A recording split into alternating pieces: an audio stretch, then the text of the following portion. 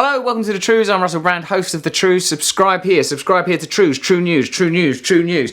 Today's Trews focuses on events in Ottawa in Canada and the recent violent actions that have taken place there. How does this relate to a broader international narrative? Are we being told the truth by conventional media? Let's have a look for some true news. These are two attacks in just 2 days in Canada. First of all, two people rammed down in Quebec, two soldiers. One of them died. The attacker was later killed by police. Now what we're seeing in Ottawa is Parliament in lockdown. A gunman opening fire first at the War Memorial and then in Parliament. So far the only facts we have is that there's been two incidents of violence in a place that you're not used to hearing violence from. So that's really all we know so far. The city is in lockdown and Ottawa, normally not much news comes out of Ottawa. But on the bright side, some news out of Ottawa. But of course it is the Canadian capital and Canada has been getting involved with the effort to combat the Islamic State group. Oh! Just throw that in. The Islamic State group. Initially we're given the information there's been two acts of violence. Now Islamic State is being mentioned. But at the moment I don't know how that connection has been made. I don't know. I just heard it on the news. My fellow Canadians. What is this standing between flags business? Like Cameron was doing it a little while ago. I don't like leaders standing between flags like they're sort of bewinged angels of justice. For the second time this week, there has been a brutal and violent attack on our soil. Interesting. On the soil. Today, our thoughts and prayers are with the family and friends of Corporal Nathan Cirillo of the Argyll and Sutherland Highlanders. Corporal Cirillo was killed today, murdered in cold blood. It's quite evocative language that's being used here. This doesn't seem like... What's interesting is this speech has an agenda. There's an intention behind it. That's not informational language, is it? Because like, if you look at Stephen Harper there, and I've been to Canada, they hate him. I don't know how he gets to be leader. It's probably because democracy don't work properly. You can tell that he's leading you somewhere with this, like his use of the militaristic titles, the use of the phrase "in cold blood." I mean, that's like an interesting. Like, you don't know what mood people are in when they do a murder. Oh, it's like cold blood. They could have been in a frantic state of febrile passion, for all we know. This is an attempt to editorialise and present the information, but to help us reach what conclusion, Mr. Harper? As he provided a ceremonial honour guard at Canada's National War Memorial.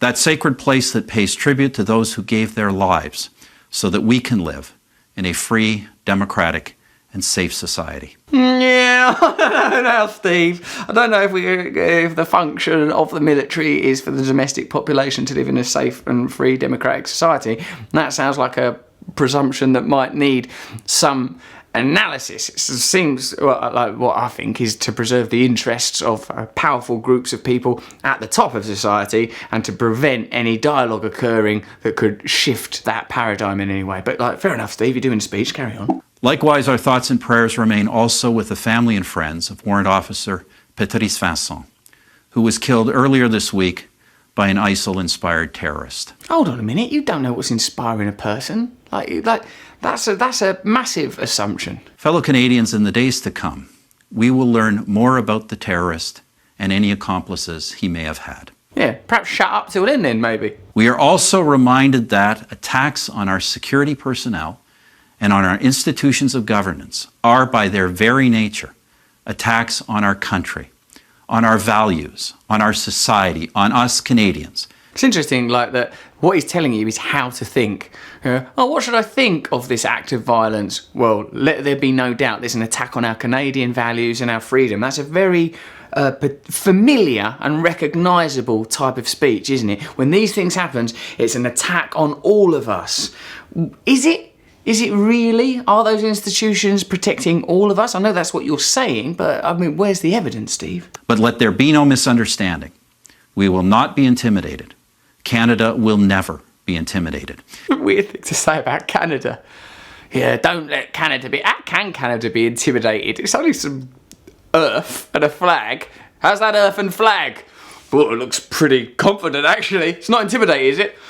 Well, no, because, it's a land mass and some fabric with a leaf on it, and you can't really intimidate that. That's a very simplistic and emotive type of language to apply to a concept. In fact, this will lead us to strengthen our resolve and redouble our efforts, and those of our national security agencies, The code there is we're giving more power to the military and government institutions, and we'll use that power how we want to because you're under threat. And we don't want Canada to be intimidated. Hey, I want to be free to do it. Do you want Canada to be intimidated? Look at that flag. Can you imagine it being all intimidated, all listless? I don't want that. Right, give us your computer. To take all necessary steps to identify and counter threats and keep Canada safe here at home. The other important thing is that we keep mentioning Islamic State and ISIL. Why is he mentioning that? Because so far all they know is that one fella, they said, was a jihadist sympathiser, and the other person is a newly converted Muslim or a recent Muslim convert. But also, the guy that's a recent Muslim convert also has mental health issues. If you met a person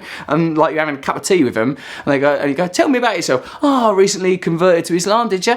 Yeah, also I've got mental health issues. And then a minute later, he starts smashing the plates up.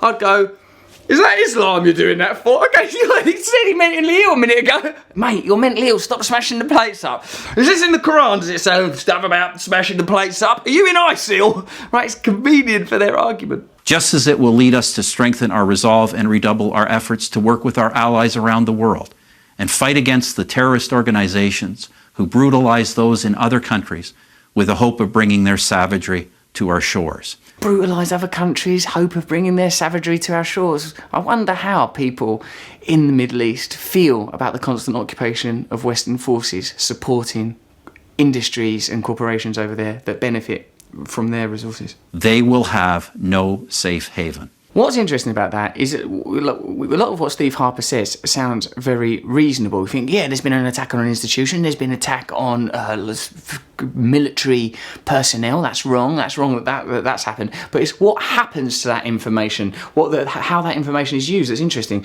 Because a fella called Justin Bourque shot and killed 3 Canadian mounted police officers in Moncton, New Brunswick. And that was in June. And when that happened, no mention of terror was made, although the murders themselves bore the hallmarks of a conservative and conspiratorial anti-state worldview, reminiscent of Norwegian killer Anders Breivik. What's interesting is when a murder like that happens, which is relatively recent in Canadian history, that isn't a useful murder. That murder is an attack again on mounted police, institutional figures. It's out of nowhere. You don't go on the news there and go, right, we've got to watch out for white people that are inspired by an individualistic, materialistic corporate culture that's nihilistic and selfish and greedy, because that isn't convenient to the objectives of the Canadian government and the Canadian government's allies. They're part of a broader theme, a broader narrative. What's important is how are these murders used to advance an argument? Let's see what Barack Obama's saying. He's jumping on the bandwagon. And it's very important, I think, for us to recognize that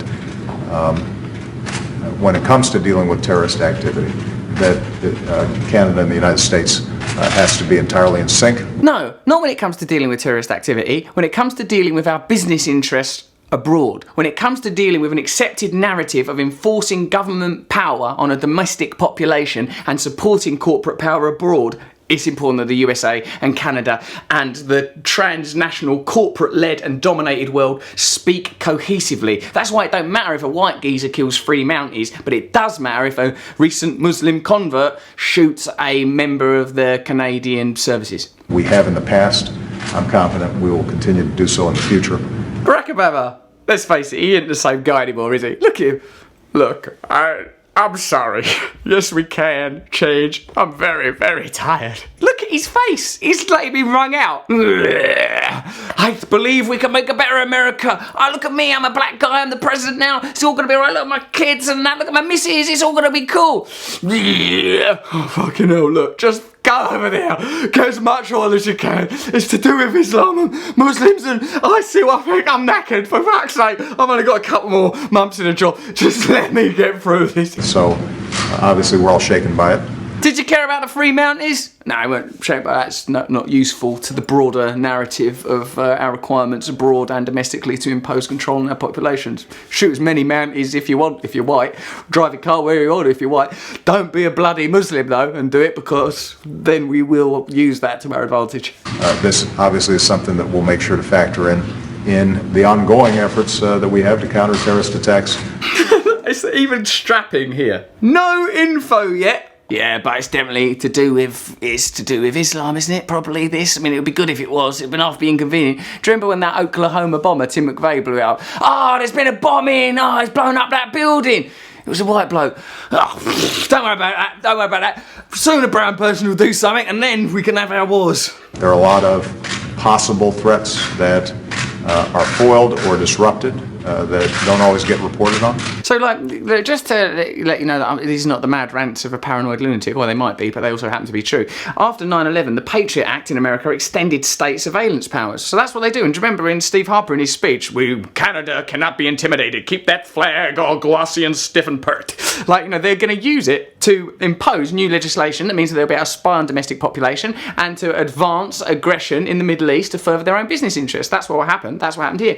After 9/11 in Guantanamo Bay, inmates were tortured and held without charges. Make no mistake about it, said George W. Bush in 2005, this is a war against people who profess an ideology and they use terror as a means to achieve their objectives. That's him. He's the person. It's a war against people who profess an ideology, yeah, capitalism, consumerism, neoliberalism, and we use terror as a means to achieve their objectives. If that terror fits in with our template, we will use that terror. It's incredible. I think George W. Bush was perhaps some sort of brilliant existentialist poet. Riddle me this. Who is the terrorist? Here's our own Theresa May now in front of a disturbing map of Britain made out of Union Jacks. But it's ridiculous that the British government should have to go to such lengths to get rid of dangerous foreigners. Oh, Theresa, no, don't say dangerous foreigners. Dangerous foreigners coming over here, stealing our jobs and women. You're not actually a politician. Hasn't it gone through, isn't there like a filtration process? Like me, I'm a comedian. People go, don't ever say that on the telly, Russell, you idiot. That person's got a really good job. She's saying dangerous foreigners on the telly. In the UK, our reaction to the 2005 London bombings, Tony Blair, who was the leader then, we now know that what he was secretly doing was waiting to work for a Kazakhstan dictator and take up a job for Kuwaiti oil companies. He said, let no one be in doubt. After 2005, he said, let no one be in doubt. The rules of the game have changed. Is it a game? Well, yeah, to me it is. It's a game where I get to have a bloody good job quite soon. That's why the next Conservative manifesto will promise to scrap the Human Rights Act. I mean, who among us wants a Human Rights Act? Can you think of anyone you know that might be affected by a Human Rights Act? Human Rights Act, that's going to have an impact on us. How can someone stand on a stage saying things like, get rid of foreigners and we get rid of human rights and maintain a job and a tartan jacket? If leaving the European Convention is what it takes to fix our human rights laws, that is what we should do. The important news, that's the true news, because this is the true, subscribe here. The true news behind this is like during these events, share prices are soaring in America for those who produce coalition bombs and missiles and drones and aircraft participating in the latest war. That's an amazing piece of news. Legislation has been put through in our country. What's it called? The Snoopers Charter. You know, like where it's like, oh, we've got to spy on you for your safety. Whenever they do that data capture stuff, like, what? You've been spying on our Facebook accounts? What? You're looking at our emails? We're doing that to help you. We was going to organise you a birthday party and you've spoiled it. They scare us, then rip us off the whole time. Last month, US warships fired 65.8 million worth of Tomahawk missiles within just 24 hours. If we spent that much on Ebola cures, there'd be no more Ebola. They fired an Ebola cure in one day from a warship. Excuse me, we've got Ebola. Shut up! The government will soon publish the immigration bill, which will make it easier to get rid of people with no right to be here. Yeah, get rid of people with no right to be here. What do you mean? Like companies like Vodafone and Starbucks and Amazon and Google that come over here and use our resources, and taxpayers, the taxpayers' resources with workers that have been educated at our expense? No, I meant people who are slightly different. First, we're going to cut the number of appeal rights. Right, fuck off! May I appeal? No! I've told you before, I've been to a place where illegal asylum seekers get food, legal advice and medicine. While I was there, I wasn't like, honestly, as a human being, go there yourself, check these places out. You don't think like, You bastards, you're having the time of your life here, aren't you? In this undignified line for the most basic human resources. It makes you feel like, shit, we're all human beings. Let's find a way to reach out to one another, to help one another. And if that means that corporations make a bit less profit from illegal wars overseas, then so be it. Why are we bombing in Syria? Well, we've got to help the Syrians. There's some Syrians who want to come and live here. You've got no right. May I appeal? Fuck off. I've got Ebola. Pew! Sorry, we just fired your cure abroad. What's happening is the incidents in Ottawa are being used to advance a narrative that will not only entitle them to further wars abroad, but will entitle them to inhibit our freedoms. That is the true news. That is the true news. Subscribe here to True News.